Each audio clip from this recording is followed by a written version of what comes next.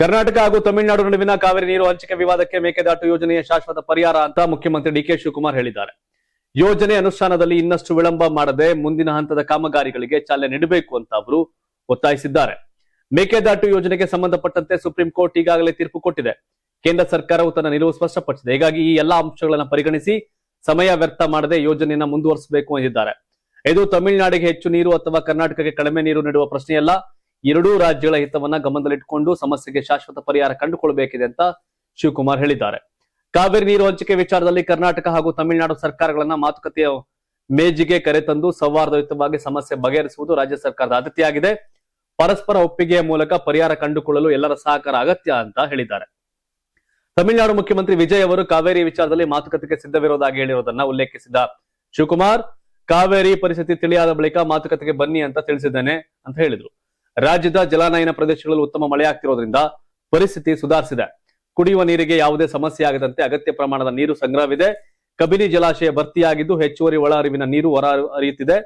KRS ಹಾಗೂ ಕಬಿನಿ ನಾಲೆಗಳಿಗೆ ನೀರು ಹರಿಸಲಾಗಿದ್ದು ರೈತರಿಗೆ ಅನುಕೂಲವಾಗಿದೆ ಅಂತ ತಿಳಿಸಿದ್ರು. ಮಳೆ ಕೊರತೆ ಇರತಕ್ಕಂಥ ಪ್ರದೇಶಗಳಲ್ಲಿ ಆಗಸ್ಟ್ ಅಂತ್ಯದ ವೇಳೆಗೆ ಪರಿಸ್ಥಿತಿ ಪರಿಶೀಲಿಸಿ ಬರ ಘೋಷಣೆ ಕುರಿತು ಸರ್ಕಾರ ನಿರ್ಧಾರ ಮಾಡುತ್ತೆ ಅಂತ ಹೇಳಿದ್ರು. ಪ್ರಧಾನಿ ನರೇಂದ್ರ ಮೋದಿ ಅವರು ಸಂಸತ್ ಅಧಿವೇಶನದ ಬಳಿಕ ಭೇಟಿಗೆ ಸಮಯ ನೀಡೋದಾಗಿ ಭರವಸೆ ಕೊಟ್ಟಿದ್ದಾರೆ. ಈವರೆಗೆ ರಾಜ್ಯದಲ್ಲಿ ವಾಡಿಕೆಯ ಮಳೆ 35% ಮಾತ್ರ ದಾಖಲಾಗಿದೆ ಅಂತ ಶಿವಕುಮಾರ್ ತಿಳಿಸಿದ್ರು. ಮಳೆ ಆದ್ರೆ ಸಮಸ್ಯೆ ಇಲ್ಲ, ಮಳೆ ಆದ್ರೆ ವಾರಿಲ್ಲ, ಮಳೆಯೇ ಎಲ್ಲದಕ್ಕೂ ಕೂಡ ಪರಿಹಾರ. ಕಾವೇರಿ ನೀರು ಬಿಕ್ಕಟ್ಟು ಸಂಬಂಧ ಇಂದು ಸಿಎಂ ಡಿಕೆ ಶಿವಕುಮಾರ್ ನೇತೃತ್ವದಲ್ಲಿ ಸರ್ವಪಕ್ಷ ಸಭೆ ನಡೆಯಿತು. ಗೃಹ ಕಚೇರಿ ಕೃಷ್ಣದಲ್ಲಿ ನಡೆದ ಸಭೆಯಲ್ಲಿ ಮಾಜಿ ಸಿಎಂಗಳಾದ ಸಿದ್ದರಾಮಯ್ಯ, ಬಿಎಸ್ ಯಡಿಯೂರಪ್ಪ ಹಾಗೂ ಕುಮಾರಸ್ವಾಮಿ ಸೇರಿದಂತೆ ಎಲ್ಲಾ ಪಕ್ಷದ ಪ್ರಮುಖ ನಾಯಕರು ಭಾಗಿಯಾಗಿದ್ದರು. ಸಭೆ ಬಳಿಕ ಮಾತನಾಡಿದಂತ ಡಿಕೆ ಶಿವಕುಮಾರ್ ಅವರು ಮಹತ್ವದ ನಿರ್ಧಾರ ತೆಗೆದುಕೊಳ್ಳುವುದಾಗಿ ಹೇಳಿದ್ದಾರೆ.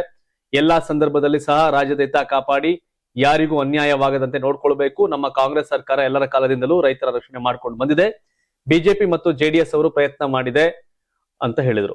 ಸಿಡಬ್ಲ್ಯೂಆರ್ಸಿ ಕೊಟ್ಟ ತೀರ್ಪು ಸಂಕಷ್ಟ ತರಿಸಿದ್ದು. ತಮಿಳುನಾಡು ಸರ್ಕಾರ 9 ಟಿಎಂಸಿ ನೀರು ಬೇಕು ಅಂತ ವಾದ ಮಾಡಿತ್ತು. ಈಗ ರಾಜ್ಯದ ಜನತೆಯ ಆಶೀರ್ವಾದದಿಂದ ಮಳೆ ಆಗ್ತಿದೆ. ಮಾಜಿ ಸಿಎಂ ಕೇಂದ್ರ ಮಂತ್ರಿಗಳು ವಿಭಿನ್ನವಾದ ಸಲಹೆ ಕೊಟ್ಟಿದ್ದಾರೆ. ಕುಮಾರಸ್ವಾಮಿ, ಬಸವರಾಜ ಬೊಮ್ಮಾಯಿ, ಶೋಭಕ್ಕ, ಯಡಿಯೂರಪ್ಪ, ಸಿದ್ದರಾಮಯ್ಯನವರು ಅವರದ್ದೇ ಆದ ಮಾರ್ಗದರ್ಶನ ಕೊಟ್ಟಿದ್ದಾರೆ. ಕುಡಿಯುವ ನೀರಿಗೆ ಸಹಾಯ ಮಾಡಿ ಅಂತ ತಮಿಳುನಾಡು ಕೇಳ್ತಿದೆ. ಸಂಕಷ್ಟದ ಸೂತ್ರದ ಬಗ್ಗೆ ನಾವು ಕಾನೂನಿನ ತಜ್ಞರೊಂದಿಗೆ ಚರ್ಚೆ ನಡೆಸ್ತೇವೆ ಅಂತ ಹೇಳಿದ್ರು. ಜೂನ್ 2.9 ಟಿಎಂಸಿ ನೀರು ಬಿಟ್ಟಿದ್ದೇವೆ. 0.7 ಟಿಎಂಸಿ ನೀರು ಮಾತ್ರ ಜುಲೈನಲ್ಲಿ ಹೋಗಿದೆ. 40 ಟಿಎಂಸಿ ನೀರು ನಾವು ಬಿಡಬೇಕಿತ್ತು. ಕಬಿನಿಯಲ್ಲಿ ನಾವು ಡ್ಯಾಮ್ ಸುರಕ್ಷತೆಗಾಗಿ ನೀರು ಬಿಟ್ಟಿದ್ದೇವೆ ಅಂತ ಡಿಕೆ ಶಿವಕುಮಾರ್ ಮಾಹಿತಿ ಕೊಟ್ಟಿದ್ದಾರೆ. ಎಲ್ಲಾ ಸಂಸತ್ ಸದಸ್ಯರು, ವಿರೋಧ ಪಕ್ಷದ ನಾಯಕರು ಸರ್ಕಾರದ ನಿರ್ಧಾರಕ್ಕೆ ನಾವು ಬೆಂಬಲವಾಗಿರುತ್ತೇವೆ ಅಂತ ಹೇಳಿದ್ದಾರೆ. ಸಲಹೆಯನ್ನ ಸಹ ಕೊಟ್ಟಿದ್ದಾರೆ. ಪ್ರತಿಭಟನೆಯನ್ನ ಸಹ ಕೆಲವರು ಮಾಡ್ತಿದ್ದಾರೆ. ಪ್ರಕೃತಿ ನಮಗೆ ಸಹಾಯ ಮಾಡ್ತಿದೆ ಅಂತ ಡಿಕೆ ಶಿವಕುಮಾರ್ ಹೇಳಿದ್ರು. ಕನ್ನಡ ಪರ ಸಂಘಟನೆ ಬಂದ್ಗೆ ಕರೆ ಕೊಟ್ಟಿದ್ದು ನಾನು ಅವರನ್ನ ವಿನಂತಿ ಮಾಡ್ತೇನೆ. ಬಂದ್ ಮಾಡೋದ್ರಿಂದ ಪ್ರಯೋಜನ ಇಲ್ಲ. ಜೆಡಿಎಸ್ ಬೆಂಬಲಿಸಿದೆ ಅಂತ ಕೇಳಿಪಟ್ಟಿದ್ದೇನೆ. ಆಲ್ ಪಾರ್ಟಿ ಮೀಟಿಂಗ್ ನಲ್ಲಿಯೂ ಸಲಹೆ ಕೊಟ್ಟಿದ್ದಾರೆ. ಎಲ್ಲಾ ಸಂಘಟನೆಯನ್ನ ಮನವೊಲಿಸಲು ಹೇಳಿದ್ದು. ನಾನು ಖುದ್ದಾಗಿ ಕೆಲ ಸಂಘಟನೆ ಜೊತೆ ಮಾತನಾಡ್ತೇನೆ ಅಂತ ಡಿಕೆ ಶಿವಕುಮಾರ್ ಹೇಳಿದ್ರು. ತಮಿಳುನಾಡಿನ ಸಿಎಂಗೆ ಸಭೆ ಮುಂದೂಡಲು ಹೇಳಿದ್ದೆ. ಅವರು ಸಹ ಒಪ್ಪಿಗೆ ಸೂಚಿಸಿದ್ದಾರೆ. ಸುಪ್ರೀಂ ಕೋರ್ಟ್ಗೆ ಅಪೀಲ್ ಮಾಡುವ ವಿಚಾರದ ಬಗ್ಗೆಯೂ ಲೀಗಲ್ ಟೀಮ್ ಜೊತೆ ಮಾತನಾಡಿ ಅದರ ಬಗ್ಗೆ ತೀರ್ಮಾನ ಮಾಡ್ತೇವೆ ಅಂತ ಡಿಕೆ ಶಿವಕುಮಾರ್ ಹೇಳಿದ್ದಾರೆ. ಡಿಕೆ ಶಿವಕುಮಾರ್ ಲಕ್ಕ ಜಾಸ್ತಿ ಅನ್ಸುತ್ತೆ. ಪ್ರಾರ್ಥನೆ ಫಲಿಸಿದೆ, ಮಳೆ ಬರ್ತಿದೆ. ಕಾವೇರಿ ವಿವಾದ ಐ ಥಿಂಕ್ ಪಾಸ್. ನೀರ್ ಬಿಡಲ್ಲ ಅಂತ ಹೇಳಿದ್ದಾರೆ. ಓಕೆ, ಬಟ್ ಡ್ಯಾಮ್ ತುಂಬಿದೆ, ನೀರ್ ಬಿಡ್ತಾ ಇದ್ದಾರೆ. 2002 ಐ ಥಿಂಕ್ ಮಂಡ್ಯದವರು ಪಾದಯಾತ್ರೆ ಮಾಡಿ ಎಸ್ ಎಂ ಕೃಷ್ಣ ನೀರ್ ಬಿಡಲ್ಲ ಅಂತ ನೀರ್ ಬಿಟ್ಬಿಟ್ರು. ನಂತರ ಸರ್ಕಾರ ದಬಾಕಿದ್ರು ಜನ. ಕಾವೇರಿ ಇದೆಯಲ್ಲ, ನೆಕ್ಸ್ಟ್ ಲೆವೆಲ್ ಇಂಪ್ಯಾಕ್ಟ್ ಅದು. ತಮಿಳುನಾಡಿಗೆ ಕಾವೇರಿ ನೀರು ಹರಿಸುವಂತೆ ಕಾವೇರಿ ನೀರು ನಿರ್ವಹಣಾ ಪ್ರಾಧಿಕಾರ ಸಿಡಬ್ಲ್ಯೂಎಂಎ ನೀಡಿರತಕ್ಕಂಥ ಆದೇಶಕ್ಕೆ ರಾಜ್ಯಾದ್ಯಂತ ತೀವ್ರ ಆಕ್ರೋಶ ವ್ಯಕ್ತವಾಗ್ತಿದ್ದು. ಆಗಸ್ಟ್ 13ರಂದು ಕನ್ನಡಪರ ಸಂಘಟನೆಗಳು ಕರ್ನಾಟಕ ಬಂದ್ ಕರೆ ನೀಡಿವೆ.